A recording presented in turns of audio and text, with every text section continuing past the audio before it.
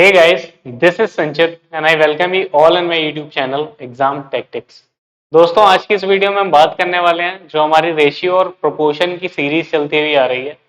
अभी तक हमने लगभग 3 पार्ट डिस्कस किए हैं, रेशियो या अनुपात और समानुपात जिसे हम बोलते हैं उसके, और उसके कुछ बेहतरीन क्वेश्चंस हमने देखे हैं जो पेपर पॉइंट ऑफ व्यू से इम्पोर्टेंट क्वेश्चंस थे। आपके प्रीवियस ईयर पेपर में उस टाइप के क्वेश्चंस कई आए हैं।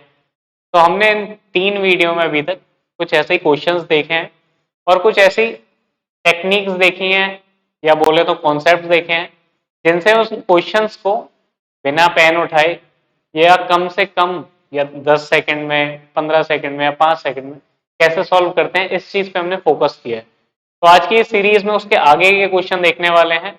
आज के क्वेश्चंस भी आपके बहुत ज्यादा इंपॉर्टेंट होने वाले हैं उन सभी के लिए जो किसी भी टीचिंग एग्जाम की प्रिपरेशन कर रहे हैं। चलिए दोस्तों शुरू करता हूं मैं आज की वीडियो और दिखाता हूं आपको आज का पहला क्वेश्चन। देखिए पहला क्वेश्चन है आपका ये, इसमें बोल रहा है कि यदि दो संख्याओं का अनुपात 5:7 है और यदि दोनों संख्याओं में से 40 घटाया जाता है तो इनका अनुपात 17:27 हो जाता है, तो दोनों संख्याओं का अंतर क्या होगा। ठीक है, देखिए क्वेश्चन क्या कह रहा है। क्वेश्चन ये कह रहा है आपको दो नंबर दिए गए हैं जिनका अनुपात है 5:7। ठीक है, आपने किया क्या, आपने दोनों में से 40 पहले से घटाया, 40 दूसरे से घटाया, उसके बाद आपको जो अनुपात मिला वो आपको दिया गया है 17:27। ठीक है, आगे क्या बोल रहा है, तो दोनों संख्याओं का अंतर क्या होगा। ठीक है, आपसे पूछ रहा है कि भाई दोनों नंबर जो थे उनका डिफरेंस क्या होगा, ये आपको बताना है। देखते हैं इस क्वेश्चन को सॉल्व करने का तरीका। देखिए मान लीजिए आपके पहला नंबर रहा होगा एक कोई है और दूसरा रहा होगा ये, इनका अनुपात कितना दिया गया था, 5:7। अब पहले मैं उस तरीके से आपको बता रहा हूँ जिस तरीके से आप करते हैं बेसिकली, है ना, जो एक्स मान के आप करते हैं ना, पहले मैं उस तरीके से आपको बता रहा हूँ। उसके बाद हम देखेंगे दूसरा इसका तरीका क्या हो सकता था जिससे हम 10 सेकंड में इस क्वेश्चन का आंसर निकाल लेते हैं, है ना। तो पहले देखते हैं एक्स वाला तरीका। तो मान लीजिए आप पहला नंबर रहा होगा 5x और दूसरा रहा होगा 7x। आगे हमसे क्या बोला है कि दोनों नंबरों में से उसने 40-40 कम कर दिए, यानी पहले नंबर से हमने घटा दिया 40 और दूसरे नंबर से जब हमने घटाया 40 तो जो हमें अनुपात मिला वो हमें कितना मिला, वो हमें मिला 17:27। ठीक है, हमें निकालना क्या था कि दोनों संख्याओं का अंतर क्या रहा होगा। अब देखिए इस क्वेश्चन को बिल्कुल वैसा क्वेश्चन बन गया कि दो इक्वेशन आपको मिल गई हैं, वो आपको सॉल्व करनी है। इसका मल्टीप्लाई इसमें करेंगे, इसका मल्टीप्लाई इसमें करेंगे। चलिए देखते हैं। मान लीजिए मैं 27 का मल्टीप्लाई कर रहा हूँ 5x-40 में, और इधर मैं 17 में कर रहा हूँ मल्टीप्लाई किसका, 7x-40 में। ठीक है, जब आप इसका मल्टीप्लाई इसमें करेंगे, 27 का 5 में करेंगे तो क्या आएगा, 5×7=35 की 5 हासिल लगी 3, 135x माइनस 27 का जब 40 में करेंगे तब आपका आएगा 4×2 800 वो और 280 वो 1080। ठीक है, बराबर में 17 का जब 7 में करेंगे तो आपका आएगा 9 वो 4 हासिल था, चल 11। ठीक है, x माइनस 17 का 40 में करेंगे तो आपका आएगा 17 जो को 68 होता है तो हो जाएगा 680। ठीक है, अब बेसिकली आपको इक्वेशन सॉल्व करनी है, x की वैल्यू निकालनी है। यहाँ से आप देख पा रहे होंगे अगर मैं x वाले टर्म्स एक साथ रखूं, 135x ये था, 119x इधर ले आया तो माइनस का हो गया। ठीक है, और जब ये 1080 माइनस का उधर जाएगा तो प्लस का हो जाएगा, प्लस का 1080 और माइनस का 680। यहाँ से आप देख पा रहे होंगे 135 में से जब आप 119 घटाएंगे तो आपका आएगा कितना, ये आपका आएगा 16x। तो यहाँ पर जब इन दोनों घटाएंगे तो आएगा आपका 400। ठीक है, अब यहाँ से शायद नीचे आपको ना दिख पा रहा हो, कोई बात नहीं, मैं थोड़ा सा इसे ऊपर लिखने की कोशिश करता हूँ। यहाँ तक तो आपको दिख ही रहा होगा, चलिए इसे भी मैं सही से लिख देता हूँ। ये आपका आ जाएगा 1080 माइनस 680। ठीक है, अब क्या करेंगे, 135 इसके इधर मैं लिख रहा हूँ ना, इसके नीचे वाला मैं इधर लिख रहा हूँ, 135 में से जब 119 जाएगा तो आपको बचेगा 16x, और ये किसके बराबर होगा, जब आप इससे इसे घटाएंगे तो आएगा आपको 400। तो यहाँ से जब आप x की वैल्यू निकालेंगे तो क्या निकल के आएगी आपकी 400/16, यानी इससे जब आप इसे काटेंगे तो ये जाएगा 25 बार में। ठीक है, यहाँ से आपको पता चला कि x की वैल्यू क्या थी, 25। अब आप देखिए क्वेश्चन में आपसे बोला क्या था कि difference of the numbers is, यानी दोनों संख्याओं का अंतर क्या रहा होगा। अब यहाँ आप देख पा रहे होंगे इन दोनों का अंतर क्या है। इन दोनों का जब आप डिफरेंस देखेंगे, यहाँ लिखूंगा, जब इन दो संख्याओं का डिफरेंस देखेंगे, डिफरेंस यानी अंतर, तो अंतर कितना है, 7x में से 5x जाएगा तो 2x, और x की वैल्यू कितनी है 25, यानी ये कितना हो जाएगा 2 × 25। तो दोनों संख्याओं का अंतर निकल के क्या आया 50। यही हमारा आंसर हो जाएगा। देखते हैं किस ऑप्शन में दिया है। देखिए ऑप्शन नंबर डी में दिया गया था, है ना, इनका अंतर आ जाएगा 50, और ये क्वेश्चन हो गया हमारा यही सॉल्व। क्वेश्चन को मैं छोटा कर रहा हूँ और करने का एक और तरीका आपको बताता हूँ, आप देखिएगा। चलिए, एक तो ये तरीका है जो आपको पता भी होगा, पहले भी हम इस तरीके पे करते हुए आए हैं क्वेश्चंस, और दूसरा तरीका जो मैं बताने जा रहा हूँ उसमें आपको शायद थोड़ा सा लॉजिकल होना चाहिए कॉन्सेप्ट को लेकर, आपको पेन वैन उठाने की उतनी जरूरत थी नहीं, है ना। देखते हैं दूसरा तरीका क्या है, ये मैं यहाँ से हटा रहा हूँ, फिर मैं आपको समझाने की कोशिश करूँ।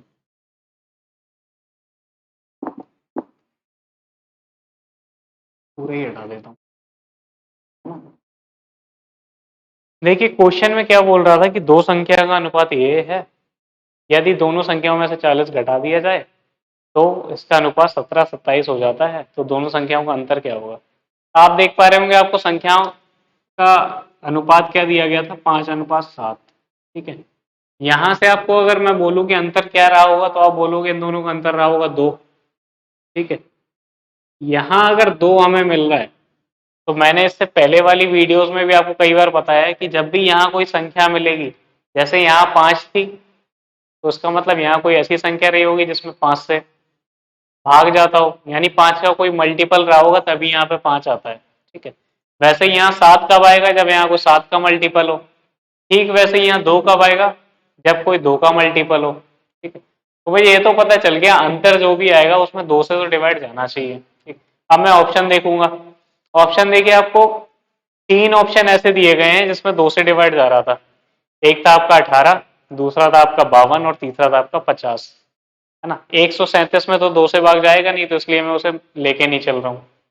अब देखिए, अब बात यहाँ आती है कि यार हमें 3 ऑप्शन मिल गए, अब हम ऑप्शन से चेक कैसे करें, क्या हम तीनों को एक एक बार उठा के चेक करेंगे तो बहुत टाइम लगेगा, है ना। तो अगर कभी भी आप ऐसी किसी सिचुएशन में पड़ जाए जब आपको 3 ऑप्शन मिल जाए कि यार इन 3 में से कोई एक आंसर है, और आपको ऑप्शन से चेक करना हो, तो आप उन तीनों में बीच वाली वैल्यू लीजिएगा। मतलब एक वैल्यू जो ऐसी हो जो छोटी वाली से बड़ी हो और बड़ी वाली से छोटी हो, यानी बीच वाला टर्म लेके आपको चेक करना है हमेशा। इसमें बीच वाली वैल्यू क्या थी 50। ठीक है, मैं बोल रहा हूँ अगर मान लेता कि मैं ये 2 नहीं रहा होगा, ये रहा होगा 50। ठीक है, तो यानी जो हमारा निकल के आ रहा था उसका कितने गुना था ये, आप बोलोगे 25 गुना है 2 का। तो मैं बोलूंगा यार संख्याएं भी फिर 5 और 7 नहीं रही होंगी, संख्याएं भी रही होंगी इसका 25 गुना, यानी 125, और 7 का 25 गुना। ठीक है, 25 सत्ते कितने होते हैं 175। ठीक, चलिए, है ना। अब देखिए यहाँ पर आपको इतना तो पता चल गया कि संख्याएं ये रही होंगी। अब मैंने आपसे क्या बोला था, क्वेश्चन में दिया है कि दोनों से 40-40 घटाएं और फिर जो अनुपात आ रहा है वो 17 और 27 आएगा। आप इससे 40 घटाइए, ठीक है, और आप इससे 40 घटाएंगे। अब जो भी अंतर आएगा अगर उसका अनुपात 17 और 27 है, यानी यहाँ पे अगर 17 आ रहा है, तो इससे हमें क्या चीज पता चली कि घटाने के बाद जो भी संख्या यहाँ आएगी वो 17 का मल्टीपल होगी, यानी उस संख्या में 17 से भाग जाएगा, तभी तो यहाँ पे 17 आया। यही चीज हमने यहाँ देखी थी, सेम वही चीज यहाँ है। अगर यहाँ 17 आ रहा है तो यानी कोई एक ऐसा नंबर रहा होगा जिसमें 17 से डिवाइड जा रहा होगा। ठीक है, अब 125 में से अगर आप 40 घटाते तो आपका आता क्या, आपका आता 85। अब आप देखिए क्या 85 में 17 से भाग जाता है, आप बोलोगे यहाँ 5 बारी में जाता है, 17 पंचे होता है 85। ठीक है, तो यहाँ से हमें पता चल गया कि यार हमारा जो ऑप्शन हमने उठाया था 50 वो राइट आंसर है, क्योंकि वो हमारी दी गई कंडीशंस को सेटिस्फाई कर रहा है ना। तो देखिए अभी हो सकता है आपको ये तरीका मुश्किल लग रहा हो, क्योंकि आपकी आदत में नहीं है, रूटीन में जब आप ये चीज लाएंगे ना, आप क्या करो, आप अपनी बुक से कोई भी बुक जो भी आपके पास हो, रेशियो का चैप्टर ओपन करना और रेशियो के क्वेश्चंस को इन तरीकों से करने की कोशिश करना।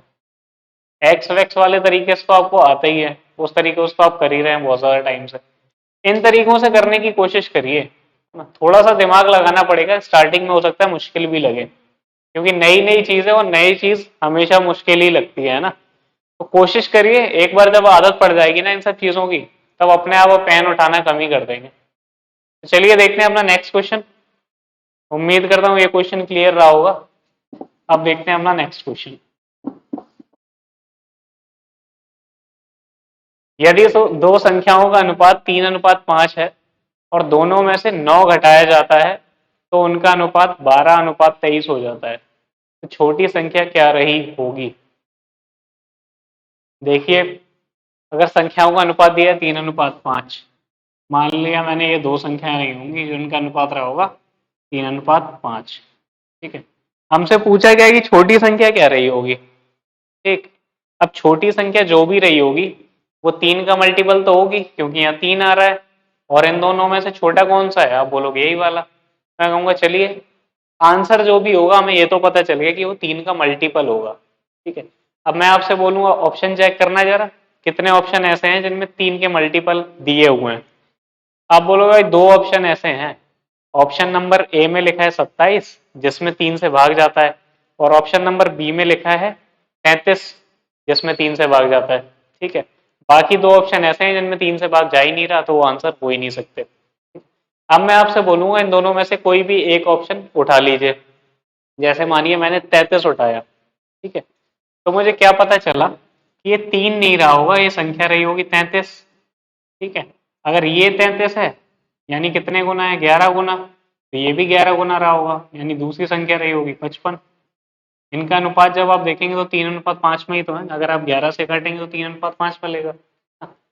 आगे क्या दिया गया था, अगर दोनों में से 9 घटाया जाए तो उनका अनुपात 12:23 हो जाता है, यानी 9 घटाने पर जो भी अनुपात आ रहा है वो कितना आ रहा है, 12:23 था या 33 था, क्या था, 23 था, है ना, 12:23 हो जाता है।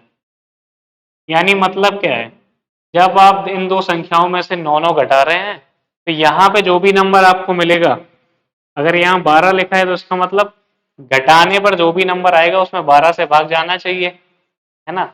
अब आप देख लीजिए 33 में से जब आप 9 घटाएंगे तो आएगा क्या, आप बोलोगे 24, और 24 में तो 12 से भाग जाता ही है। और मैं यहाँ पे भी आपसे बोलूं अगर आपको चेक करना हो तो इसे देखिए, 55 में से 9 जाएगा तो क्या आएगा आपका 46। अगर आप 24 और 46 को 2 से काटेंगे तो आपका क्या आ जाएगा, 12 और 23। यही क्वेश्चन में बोला गया था कि उनका जो अनुपात होगा वो 12 और 23 होगा, है ना। तो इसलिए हमने एक ऑप्शन देखिए उठा के चेक किया और हमारी सारी कंडीशन सेटिस्फाई हो गई, हमारा आंसर आ गया। ठीक है, और अगर ये ऑप्शन उठाने के बाद जैसे 33 उठा, जैसे मान लीजिए मैं 27 उठाता 33 की जगह, ठीक है, फिर ये कंडीशन तो सेटिस्फाई हो नहीं पाती, क्योंकि अगर यहाँ 27 आता, 27 से आप जब 9 घटाते तो आपका आता क्या, 18। 18 में क्या 12 से भाग जाता, अगर यहाँ पे हमें दिया गया था 12:23 है तो 12 से भाग जाना चाहिए था, 12 से भाग नहीं जाता, तो आपको पता चल जाता है कि यार पहला ऑप्शन तो आंसर हो नहीं सकता, तो आपको दूसरा चेक करने की जरूरत ही नहीं थी। आपको पहले ही पता चल गया था कि ऑप्शन नंबर 3 और ऑप्शन नंबर 4 तो वैसे ही हट गए, क्योंकि उनमें 3 से भाग ही नहीं जाता है। बचे दो ऑप्शन, ऑप्शन नंबर ए और ऑप्शन नंबर बी। अगर ऑप्शन नंबर ए हमारा सेटिस्फाई नहीं कर रहा है तो ऑप्शन नंबर बी तो अपने आप ही आंसर होगा। तो अब ये गलती भी मत करिए कि अगर एक ऑप्शन आपको सेटिस्फाई नहीं कर रहा, पता चला आप दूसरे को सेटिस्फाई कराने बैठ गए, है ना, फिर पूरा आंसर निकाल के फिर टिक कर रहे हैं। भाई एक गलत है तो दूसरा तो अपने आप ही सही होगा, तो उसे चेक क्यों करना है। चलिए देखते हैं नेक्स्ट क्वेश्चन। नेक्स्ट क्वेश्चन ये है कि एक विद्यालय में कुल 286 बच्चे हैं जिसमें लड़के और लड़कियों की संख्या का अनुपात 8:5 है। यदि 22 और लड़कियां विद्यालय में प्रवेश लेती हैं तो अब लड़कों और लड़कियों की संख्या का अनुपात क्या होगा? चलो देख लेते हैं ये क्वेश्चन भी, है ना। देखते हैं कैसे हो सकता था। बॉयज और गर्ल्स, किसी स्कूल की बात हो रही है, उसमें जो बॉयज और गर्ल्स थे उनकी संख्या का अनुपात था 8:5। ठीक है। और हमसे बोला क्या गया है कि विद्यालय में कुल कितने बच्चे थे? 286। इसका मतलब क्या है? यानी टोटल जो होंगे वो 286 थे। ठीक है, टोटल कितने थे? 286। मैं कह रहा हूँ आप यही मान लीजिए कि भाई लड़के 8 ही रहे होंगे और लड़कियां रही होंगी 5, तो आपका टोटल क्या आएगा? आप बोलोगे 8 और 5 13। ठीक है, लेकिन क्वेश्चन में 13 नहीं दिया है, क्वेश्चन में कितना दिया है आपको? 286। यानी इसका कितना गुना दिया गया है आपको क्वेश्चन में? तो आप बोलोगे 13 दूनी 26, 2 बचा, फिर 13 दूनी 26, यानी 22 गुना। 13 का 22 गुना दिया गया है आपको क्वेश्चन में। तो मैं बोलूंगा जो नंबर रहा होगा ना बॉयज का, वो भी 22 गुना रहा होगा। यानी ये भी 22 गुना रहे होंगे और ये भी 22 गुना रहे होंगे। ठीक है, आगे क्या बोला था? आगे बोला था कि यदि 22 और लड़कियां विद्यालय में प्रवेश लेती हैं तो लड़कों और लड़कियों की संख्या में क्या अनुपात होगा? देखिए आपको यहां से एक चीज पता चलनी चाहिए, है ना। हो सकता है यहां से आपको उतनी क्लियर दिख ना रही हो, तो मैं एक लाइन और बढ़ा देता हूं, तब शायद आपको और क्लियर दिखेगी। चलिए पहले मैं ये हटा रहा हूं, आपको ये क्लियर कर, ये मैं दोबारा से आपको क्लियर कर। 33 यूनिट आए ना हमारा ये, 33 यूनिट। अगर मान लेता मैं 8 लड़के थे 5 लड़कियां थी, तो टोटल कितने यूनिट हुए? 13 यूनिट, सॉरी 33 बोल गया था, 13 यूनिट। लेकिन क्वेश्चन में 13 यूनिट नहीं दिया गया है, क्वेश्चन में आपको दिया गया है कितना था? 286। ठीक है, तो इस 13 यूनिट की वैल्यू क्वेश्चन में दी गई है 286। ठीक है, तो मैं यहां से आपसे बोलूं कि एक यूनिट की वैल्यू क्या होगी? एक यूनिट की वैल्यू क्या होगी आपकी? 286/13। यानी जब आप इसे काटोगे तो आपको पता चलेगा एक यूनिट की वैल्यू है 22। ठीक है, एक यूनिट की वैल्यू अगर 22 है तो हमें क्या पता चला? हमें ये पता चला कि जब भाई एक यूनिट बढ़ेगी तो 22 बच्चे बढ़ेंगे, है ना। और क्वेश्चन में भी यही बोला था कि अगर लड़कियां 22 बढ़ जाती हैं, लड़कियां 22 बढ़ रही हैं, इसका मतलब क्या है? लड़कियां एक यूनिट बढ़ रही हैं, क्योंकि एक यूनिट की वैल्यू 22 है। लड़के जितने पहले थे लड़के तो उतने ही रहेंगे, ना कम हुए ना ज्यादा हुए। लड़के पहले कितने यूनिट थे? 8 यूनिट। लड़कियां कितनी बढ़ी? 22। और 22 की वैल्यू एक यूनिट। ठीक है, पहले लड़कियों की यूनिट कितनी थी? 5। अब 5 से बढ़ के कितनी हो गई? आप बोलेंगे 6, जब एक यूनिट बढ़ी। ठीक है, अब हमसे पूछा क्या था इन दोनों का अनुपात क्या होगा? अगर मैं काटूं इसे 2 से तो अनुपात क्या निकल के आया? 4:3। यही आपका आंसर हो जाएगा, है ना। देखिए ज्यादा कुछ लिखा ही नहीं है मैंने, ये लाइन भी जबरदस्ती इसीलिए लिखी है कि आपको क्लियर समझ में आ जाए कि एक यूनिट की वैल्यू हम 22 ऐसे भी देख सकते हैं, और 22 बच्चों की वैल्यू एक यूनिट हम ऐसे भी देख सकते हैं, है ना। दोनों तरीकों से आप देख सकते हैं चीजें कि कितने बच्चे कितनी यूनिट के बराबर हैं, या फिर इतनी यूनिट में कितने बच्चे, ये भी आप देख सकते हैं। तो आपको पता चल गया होगा कि इस क्वेश्चन का आंसर जो होगा वो होगा 4:3। चलिए देखते हैं नेक्स्ट क्वेश्चन। नेक्स्ट क्वेश्चन है हमारा ये, और क्वेश्चन में बोल रहा है कि यदि एक स्कूल में 48 बच्चे हैं, ठीक है, और लड़कों और लड़कियों की संख्या का अनुपात 5:3 है, तो स्कूल में कितनी लड़कियां और जोड़ी जाएं कि उनकी संख्या का अनुपात 6:5 हो जाए? ठीक है, इसका मतलब क्या है? इसका मतलब है कि बॉयज की संख्या में कोई फर्क तो पड़ेगा नहीं। ठीक है, जितने बॉयज पहले थे उतने ही रहेंगे। गर्ल्स आपको ऐड करनी है। चलिए देख लेते हैं। आपको दिया क्या गया था? आपको ये दिया गया था, मान लीजिए बॉयज और गर्ल्स की संख्या का अनुपात आपको क्या दिया था वो मैं लिख देता हूँ। बॉयज और गर्ल्स आपके थे 5:3, 5:3 में थे। ठीक है, और कुल जो बच्चे थे वो थे 48। यहीं से आपको पता चल जाना चाहिए, अगर इसकी है टोटल 8 यूनिट। क्वेश्चन में आपको 8 नहीं दिया गया, क्वेश्चन में आपको दिया गया 48, यानी इसका कितना गुना? आप बोलोगे 6 गुना, 8 का 6 गुना ही तो दिया गया है, यानी बच्चे भी 6 गुना रहे होंगे, ये भी 6 गुना रहा होगा, तो लड़कियां भी 6 गुनी रही होंगी, यानी बॉयज आ गए आपके 30 और गर्ल्स आ गई आपकी 18। ठीक, अब क्या दिया गया है? अब हमें यह दिया गया है कि यदि, अच्छा, कितनी लड़कियां ओवर ऐड की जाए कि बॉयज टू गर्ल्स का रेशियो हो जाए 6:5।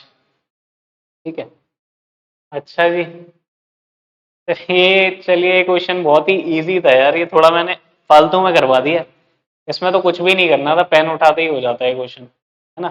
चलो पहले मैं आपको वो तरीका बताता हूँ, ये तरीका बाद में बताऊंगा। ये तरीका तो आपको बेसिकली पता ही है ना, इस तरीके पे ही हमने पहले वाला क्वेश्चन किया था, इससे जस्ट पहले वाला, तो ये दोबारा वही तरीका है, कुछ नया नहीं है। मैं आपको दूसरा तरीका बताता हूँ जो इसको करने का और इससे अच्छा तरीका था। चलिए भाई, अगर मैं आपको ये बोलूं कि स्टार्टिंग में थे टोटल 48 बच्चे, ठीक है, 48 बच्चे थे, उसमें कुछ आप ऐड करेंगे, मतलब कुछ लड़कियां आप ऐड करेंगे या लड़के ऐड करेंगे, उससे मतलब नहीं है, मैं टोटल संख्या की बात कर रहा हूँ। 48 में कुछ आप ऐड करेंगे, क्योंकि क्वेश्चन में बोला लड़कियां ऐड करनी है, तो मैं बोलता हूँ चलो लड़कियां ऐड करेंगे। कितनी ऐड करेंगे वो हमें नहीं पता है, वो हमें निकालनी है, ठीक है।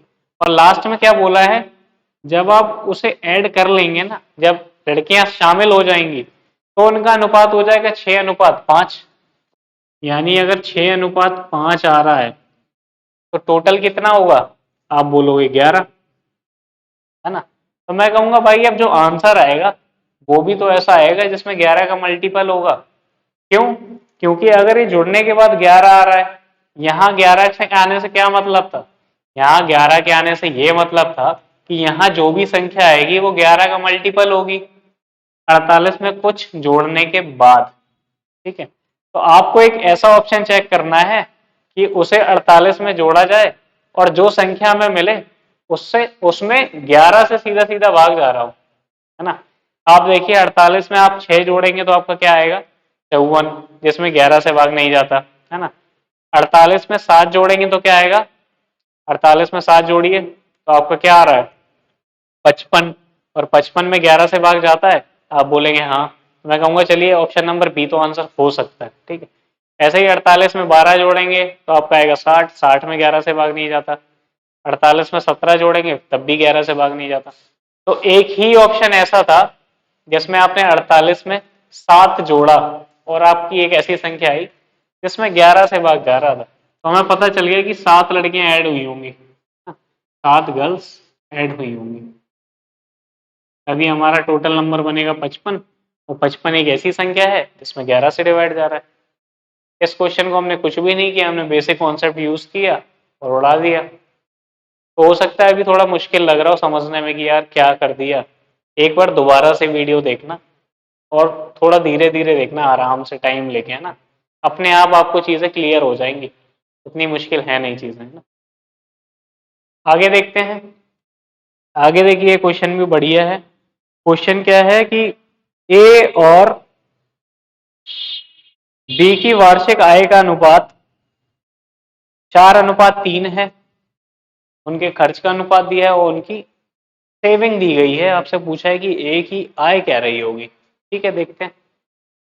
क्वेश्चन बात कर रहा है, क्वेश्चन हमसे जो बोल रहा है वो ये है कि ए और बी दो लोग हैं। ठीक है, मान लीजिए आप और आपका दोस्त, ठीक, आप जॉब करते हैं, आपको कुछ इनकम मिलती है और जो आपको इनकम मिलती है उसका रेशियो है 4:3। ठीक है, यानी मैं हिंदी में ही लिख रहा हूँ, चलिए, या इंग्लिश में लिख देता हूँ, चलिए। इनकम, इनकम का रेशियो है आपका 4:3। ठीक, आपका एक्सपेंडिचर, एक्सपेंडिचर मतलब खर्च, एक्सपेंडिचर का रेशियो क्या है? आप बोलोगे 3:2 दिया है, यानी खर्च का अनुपात कितना दिया है? 3:2। यहां पे मैं बात करूं सेविंग्स यानी बचत की।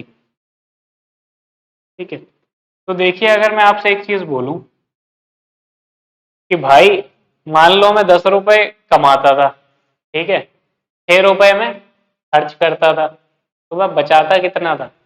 आप बोलोगे 4। मैं कहूंगा यार 4 निकल के कैसे आए? आप बोलोगे अगर मैं अपनी सैलरी में से अपने खर्चे हटा दूं तो मेरी बचत मुझे पता चल जाएगी। मैं कहूंगा चलिए बिल्कुल ठीक है। वही चीज हम यहाँ कर रहे हैं, सैलरी कितनी थी? 4, खर्चे कितने थे? 3, तो आपकी बचत कितनी हुई? 1। आपने किया कि 4 में से 3 घटाया, 1 आ गया। वैसे ही यहाँ करेंगे, सैलरी में से खर्चे घटाए, बचत कितनी आई? 1। और देखिए दोनों बराबर आए हैं, यानी जितने ये बचाता है उतने ही ये बचाता है। क्वेश्चन में भी यही दिया गया था कि दोनों 600 बचाते हैं, यानी ए वाला भी 600 बचा रहा है और बी वाला भी 600 बचा रहा है। यानी हमें क्वेश्चन में एक यूनिट की वैल्यू कितनी दी थी? एक यूनिट की वैल्यू क्वेश्चन में दी गई थी 600 रुपए। ठीक है, हमसे पूछा गया था कि एक ही वार्षिक आय क्या होगी, यानी हमसे कितना पूछा था? एक ही आय कितनी है? 4। एक यूनिट की वैल्यू आपको पता चल गई 600, और मैं निकालने गया थी 4 यूनिट की वैल्यू, तो कितनी हो जाएगी?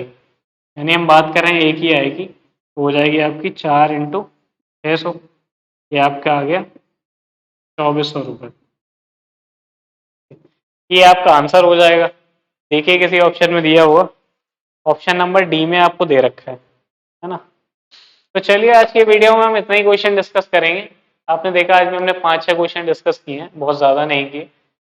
आज के क्वेश्चन जो थे थोड़े अलग क्वेश्चंस थे पहले वाली क्लास से। तो आप अगर आप इस वीडियो में नए हैं, आप पहली बार ये वीडियो देख रहे हैं, तो मैं आपसे बोलूंगा पहले आप रेशियो के बाकी पार्ट्स देखिए जो इससे पहले पढ़े हुए हैं, उसके बाद आप इस वीडियो में आइएगा, तभी आपको अच्छे से क्लियर होंगी चीज, है ना।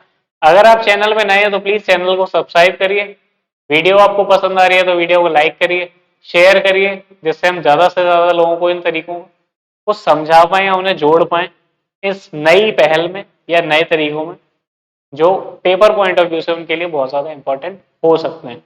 तो चलिए दोस्तों, मिलते हैं आपसे नेक्स्ट वीडियो में रेशियो और प्रोपोर्शन के कुछ और बेहतरीन क्वेश्चंस के साथ। तब तक अपना ध्यान रखिए, ख्याल रखिए, बाय बाय, टेक केयर, जय हिंद।